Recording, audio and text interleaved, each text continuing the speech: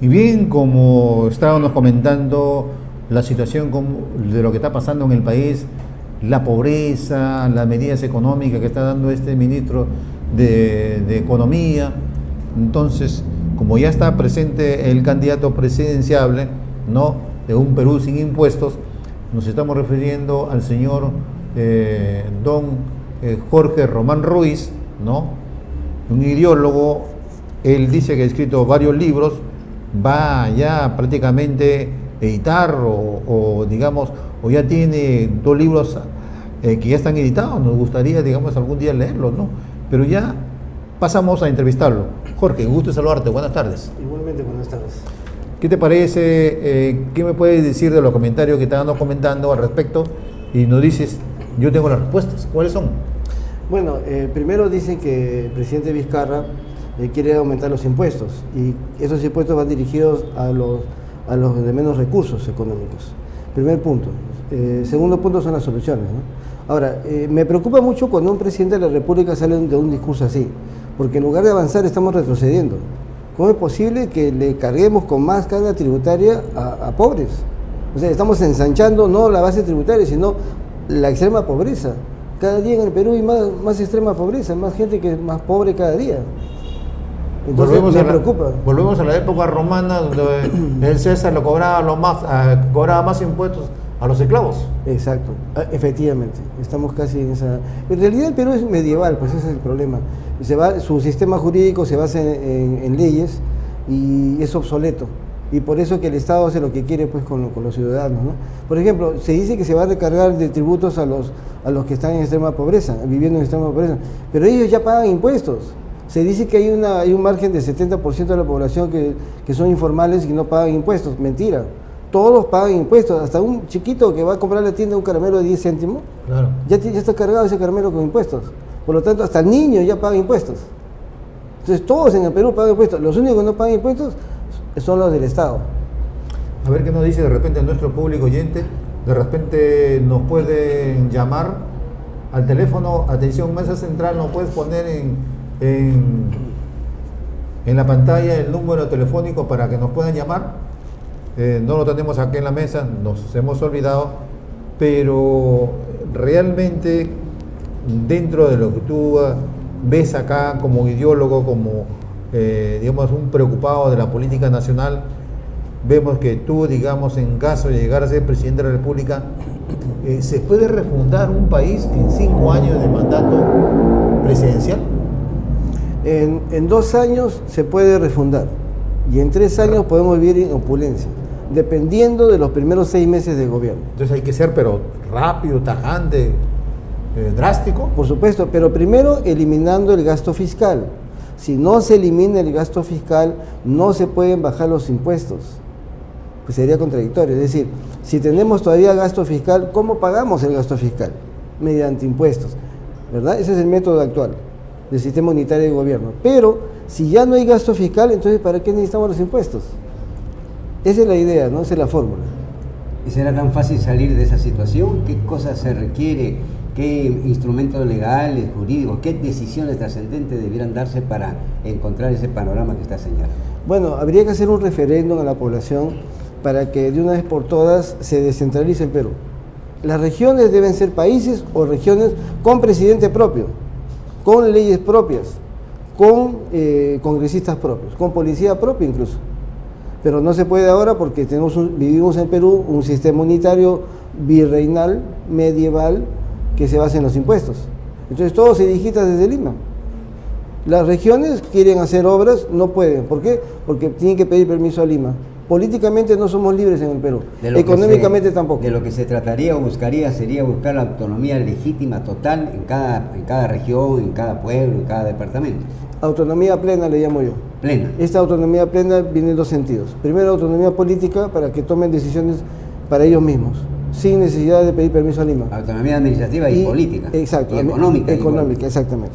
Entonces ellos, como es su dinero, ellos pueden decidir sobre su dinero. Pero Lima, o el sistema político actual, que es unitario, centralista, Lima, no les permite a las regiones tomar decisiones. Habría que hacer modificaciones. Yo creo que ¿Qué tipo de modificaciones? deberíamos refundar la nación. en un sistema libertario, donde no exista la administración pública, sino una administración privada, de los ciudadanos, no del Estado. No necesitamos al Estado. De hecho, la extrema pobreza existe porque crece más el Estado cada gobierno. Vamos a ver en la práctica. En la práctica. Atención, mesa central, si nos pones el teléfono de repente de los estudios para que nos llamen.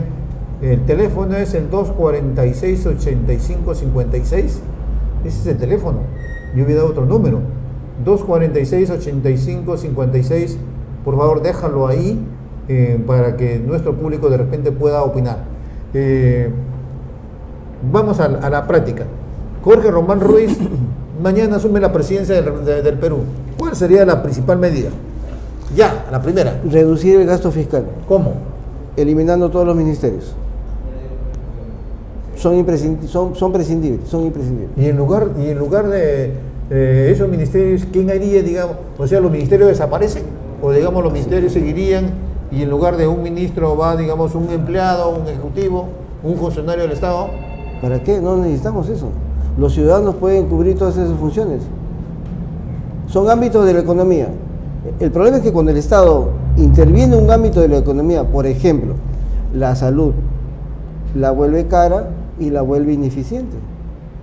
¿Por qué entonces le damos al Estado que solucione nuestros problemas cuando el problema es el Estado? ¿El Congreso también desaparecería? Debería no existir Congreso, sino jurisprudencia. ¿Pero en tu gobierno va a seguir el Congreso? Bueno, yo no soy dictador. Si la población no quiere Congreso, yo estoy dispuesto a hacer el plebiscito. Pero el Congreso de la República se va a levantar contra el Ejecutivo. Bueno, en realidad no existe el Poder Ejecutivo, ni el Poder Legislativo, ni el Poder Judicial. Aquí lo único que existe es el poder político. Y el poder político lo tiene el Estado. Cada vez que hay unas elecciones generales, se nos miente a los ciudadanos con diciendo que vamos a ejecutar cierto grado de poder al elegir ciertas autoridades. Pero cuando vamos a votar solamente emitimos un voto. Pero en realidad ya hay una cantidad enorme de personas que están trabajando en el Estado. Y nosotros no hemos votado para que esas personas estén ahí.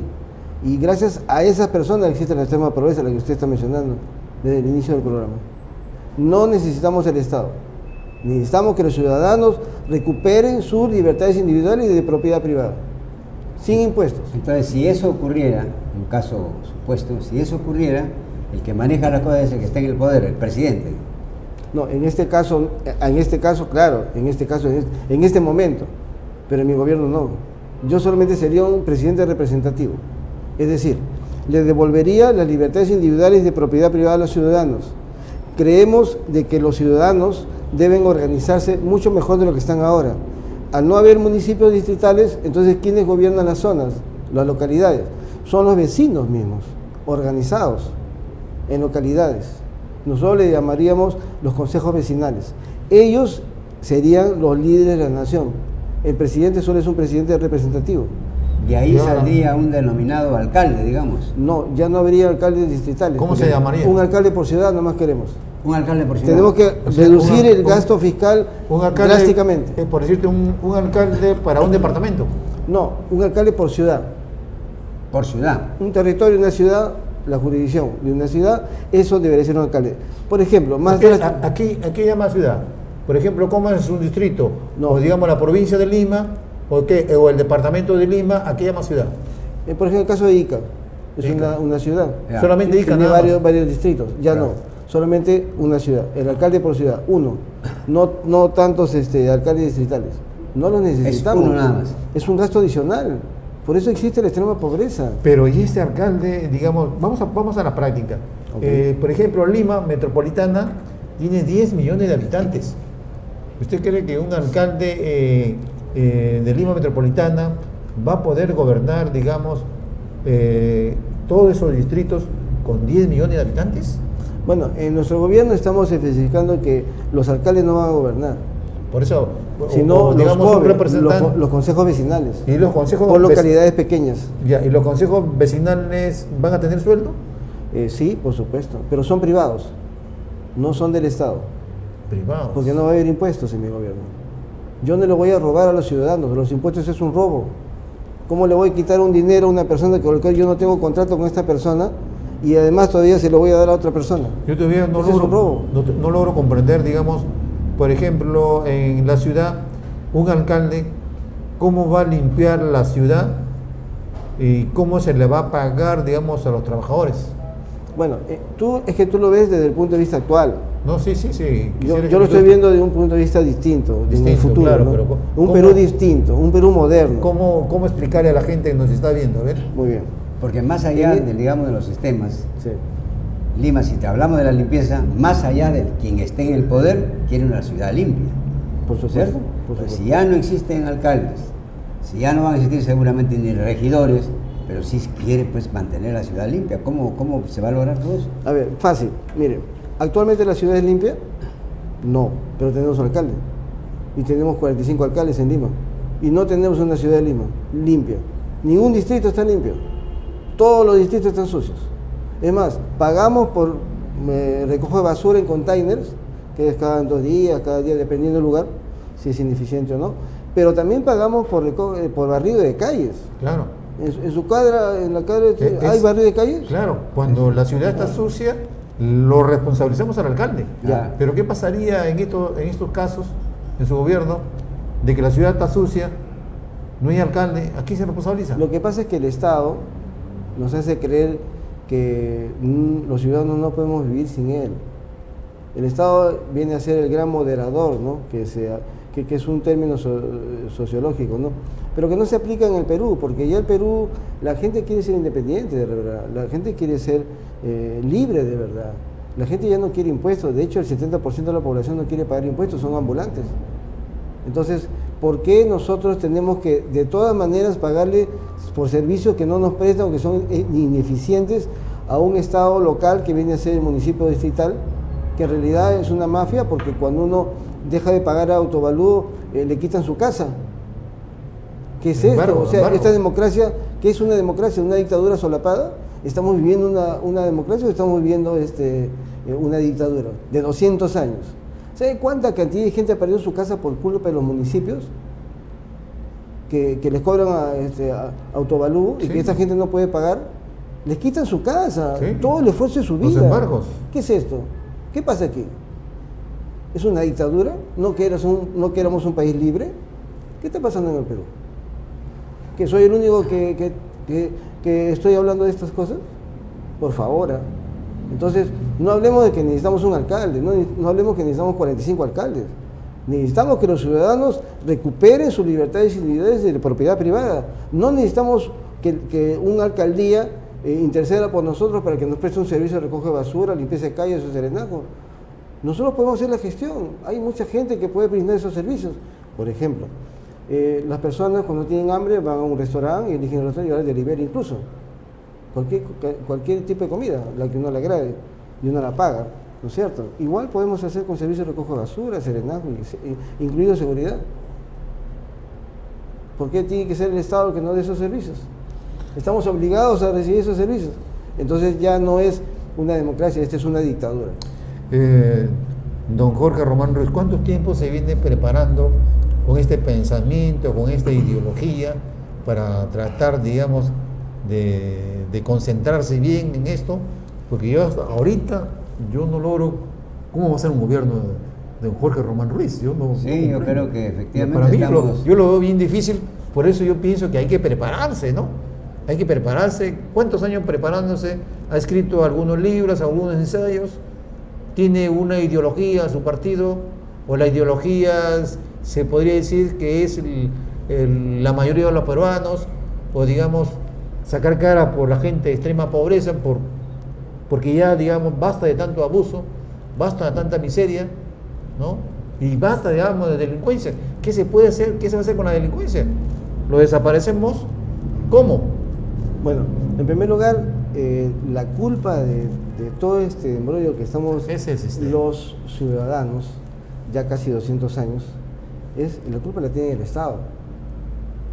Ahora, las personas que postulan a las presidencias, a los congresos, son personas aparentemente muy bien preparadas, tienen incluso doctorados, PhD, etcétera, segunda carrera, pero son los que están siendo cuestionados ¿de qué?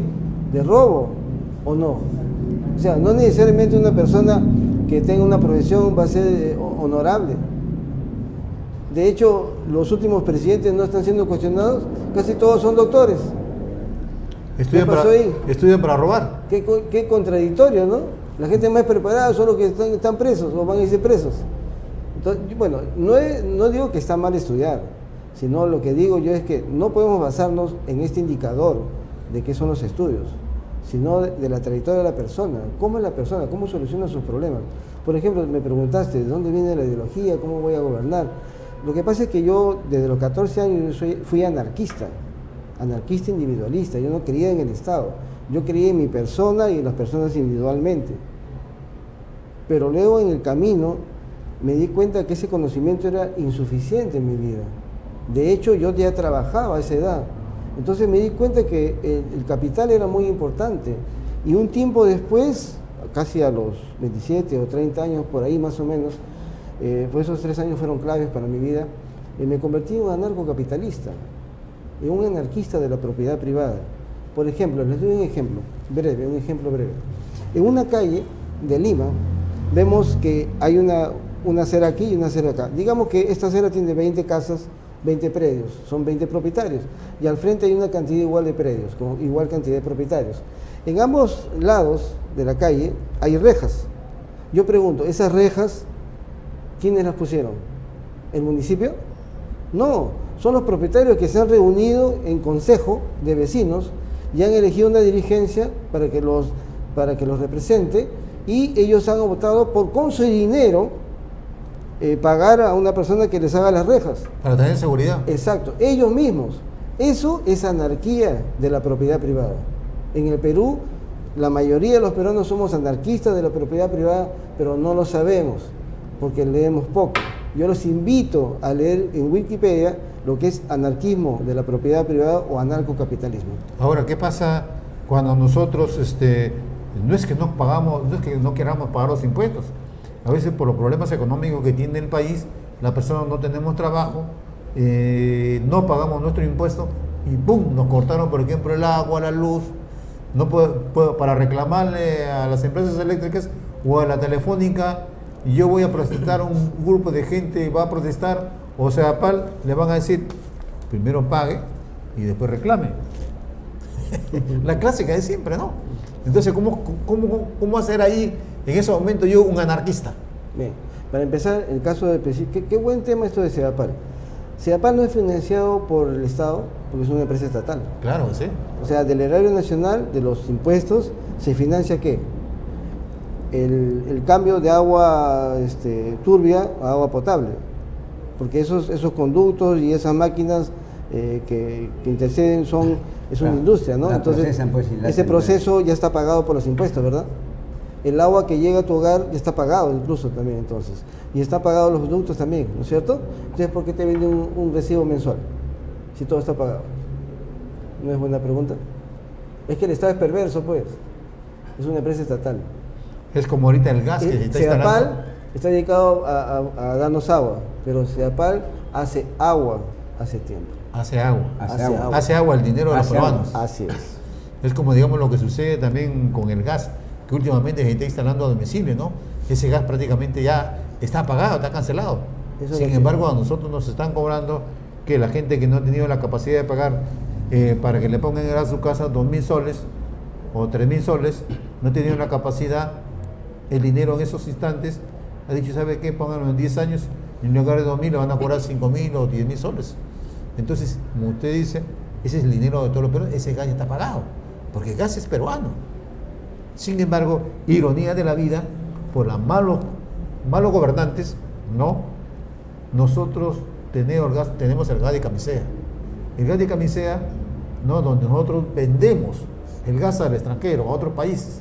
El señor gobierno del señor Alejandro Toledo, conjuntamente con el señor Pedro Pablo Kuczynski, cuando era ministro de Economía, vendió el gas por 30 años a México, ¿no? A $1. Y hoy en día nuestro gas, nosotros le hemos vendido gas a Colombia, a Bolivia, a Argentina, a Chile, ¿no?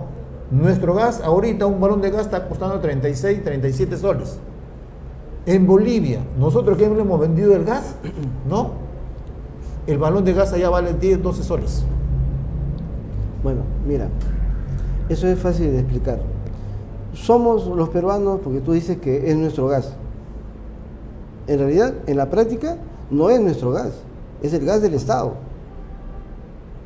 ¿Somos soberanos los ciudadanos peruanos, los peruanos de nuestro territorio? No. ¿El soberano quién es? El Estado. Por lo tanto, es gas del Estado. ¿Correcto? Si tú tienes una casa y tú escarbas y de repente encuentras oro, el Estado te quita tu casa, porque ahí hay oro. ¿Correcto? El Pero Estado, no que era tu propiedad. ¿Y qué pasó ahí? Entonces, ¿quién es soberano en el territorio nacional? ¿Los peruanos o el Estado? Entonces, cuando tú me hablas de gas que se exporta, en realidad ese dinero no es para nosotros, es para el Estado. Alguien se está enriqueciendo cada vez que entra un gobierno. Es un monopolio de la violencia. El Estado nace de manera violenta. Se llama superestratificación. Entonces, ¿Es la primera vez que vas a postular a la presidencia de la República? ¿Ya has postulado antes? No he postulado. Es la primera vez. Exactamente. Anteriormente yo he Dentro, estado... dentro de su entorno político, dentro de los asesores, dentro de su gente que tiene, ¿sabe usted la lluvia de crítica que va a tener en el país? ¿Sabe, está preparado para eso? Porque me imagino que toda la gente que ha gobernado, que se ha llenado, digamos, el bolsillo a costa de los peruanos, ¿no? Esa gente, esos políticos conservadores, se van a ir en contra suya. ¿Están preparados para eso? Bueno, pero para agregar ahí, sobre todo, en esta tesis que tiene usted de acabar con los municipios, en fin, ya no van a haber alcaldes distritales ni cosas por el estilo, ahí va a tener un adversario fuerte que va a ser el Congreso de la República, que se lo van a tumbar, o sea, la campaña va a ser muy fuerte. No sé qué tanto estará usted preparado para poder tolerar y resistir toda una campaña que va a ser con todo desde el Congreso de la República y de varios frentes, por mencionar así un solo caso, ¿no? Bueno, para empezar, yo no soy caudillo. Yo soy una persona, un peruano, preocupado por mi país, por mi persona, mi familia, mi entorno de vecinos y, no sé, mis alumnos, qué sé yo, mis amistades, etcétera, ¿no? Y he encontrado de que, bueno, puedo aportar, ¿no? Una ideología, puedo aportar un plan de gobierno. De hecho, no tengo asesores. Así como lo escucha, este plan de gobierno lo he hecho yo. Nadie me ha aportado absolutamente nada para este plan de gobierno. Estoy consultando con ciertas personas. O sea que de ser el caso, yo intuyo un poco la respuesta completa, ¿no? Intuyo que por lo mismo que está diciendo, que no es cierto, que es el autor de estas iniciativas, de estas ideas, podría entonces yo hacer un enjuiciamiento de que llegado el momento podría usted retroceder en ciertas iniciativas, habida cuenta del recuento que acabo de hacer de una postura que me parece natural del Congreso de la República, que atacarían rapidísimamente, ¿no es cierto?, las propuestas que hemos mencionado. Bueno, para empezar, los congresistas, como dije en una oportunidad, son inconstitucionales. O sea, yo no los reconozco como mis congresistas. Si la ley, las autoridades, algunas autoridades se dejan llevar por eso, es asunto de ellos. Pero en mi caso, por ejemplo, yo no le tomaría en cuenta un comentario de un congresista, porque ellos son los que están generando la extrema pobreza en el Perú, cada vez que emiten una ley, porque cada ley trae consecuencias para esta gente pobre, que los vuelve más pobres cada día. ¿Por qué? Porque genera impuestos para ellos, más gasto para la población. Debemos dejar ya que el Estado nos dicte nuestra vida. No debemos permitirle funciones al Estado. Tiene que haber un cambio radical ya en el país. Y en ese cambio radical, ¿por qué no incorpora ese concepto de eliminar, por ejemplo, el Congreso de la República? Yo creo que la población no quiere este Congreso. ¿De qué nos sirve un Congreso realmente? No me refiero a este Congreso, sino al concepto mismo del Congreso de la República. Por supuesto. ¿No es cierto? ¿Qué? Desaparecerlo.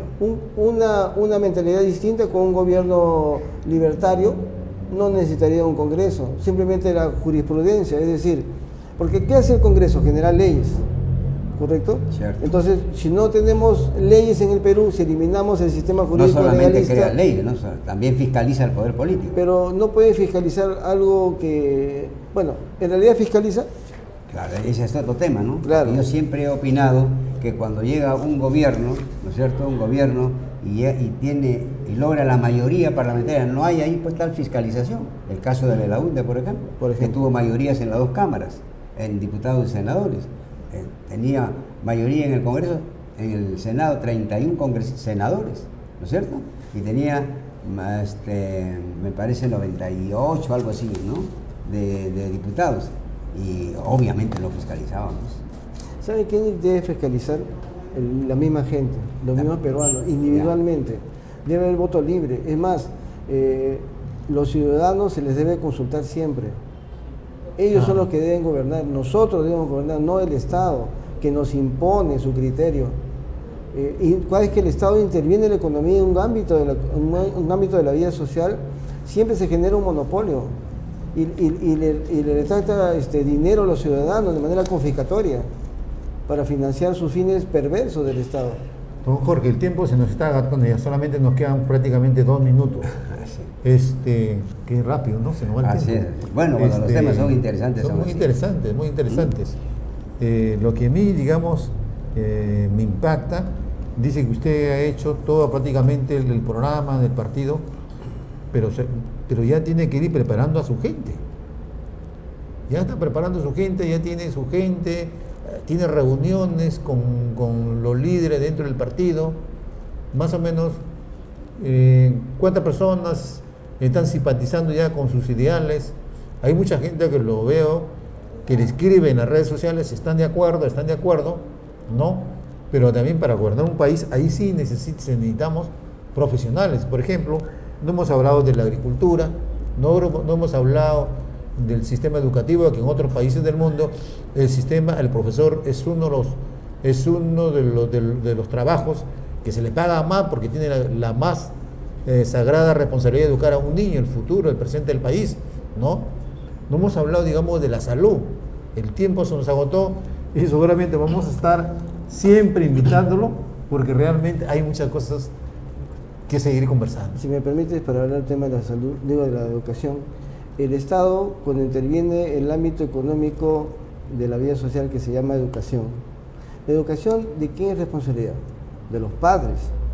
¿Por qué el Estado le quita a los padres esa responsabilidad? Entonces, imagínense, un empleado público, un funcionario público que diseña el currículum educativo a nivel nacional en la educación pública, que gana 40.000 soles mensuales, no creo que él tenga a sus hijos en un colegio estatal.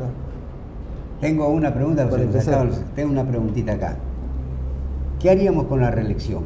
Una reelección indefinida como hay ahora, siguen, pero hay un 76% ya de ciudadanos peruanos que se han pronunciado en contra de la reelección. ¿Qué haría con ese tema? Bueno, de mi parte, así haya reelección, yo nunca pediría que me reelijan. Basta con mis 5 años de gobierno. Me parece suficiente como para poder servir a mi patria, a mis conciudadanos. No necesito ser reelegido. O sea, un mandato de 5 años. Y con eso demuestro lo que se puede hacer en el Perú. O podría cambiar en la eventualidad que llegue al poder cambiar también el tiempo de una presidencia. No, para mí está bien esos 5 años. Está bien, 5 años. Mi plan de gobierno está ajustado, se ajusta a 5 años. Muy bien, muchas gracias por su presencia. Bien, Jorge, el tiempo se nos ha acabado. Yo creo que vamos a tener... Más adelante, vamos a pedirles, creo que nos visiten una vez a la semana. Hay tantas cosas que seguir conversando. Las cámaras de Onda Digital, televisión y el programa Veredicto Popular, para despedirnos porque el tiempo se nos agotó. Sí. Tienen 30 segundos. Bien, nuevamente gracias por la deferencia de invitarme. Les agradezco a los ciudadanos que han visto el programa. Los invito a seguirme en Facebook. Los peruanos necesitamos involucrarnos en la vida política de la nación. Necesitamos gobernar nuestro país, que no nos gobierne. Nosotros tenemos libertades individuales y de propiedad privada. Defendamos nuestra ciudadanía, que no nos dirijan. Aquí hay una dictadura solapada que es la democracia. Yo no soy un demócrata, soy un libertario. Yo quiero dar libertad plena a las regiones. Es más, si quieren ser países, lo pueden ser. Ustedes en las regiones deberían tener libertad económica y libertad política. ¿Por qué solamente Lima tiene libertad política y económica? Deberíamos tener todos los peruanos esa libertad. A esa libertad aspiro. Bien, muchas gracias. Muchas gracias, don Jorge Román Ruiz. le deseamos lo mejor de los éxitos. Que tenga un buen día y nosotros Así es, nos despedimos de nos ustedes. despedimos hasta el día de mañana.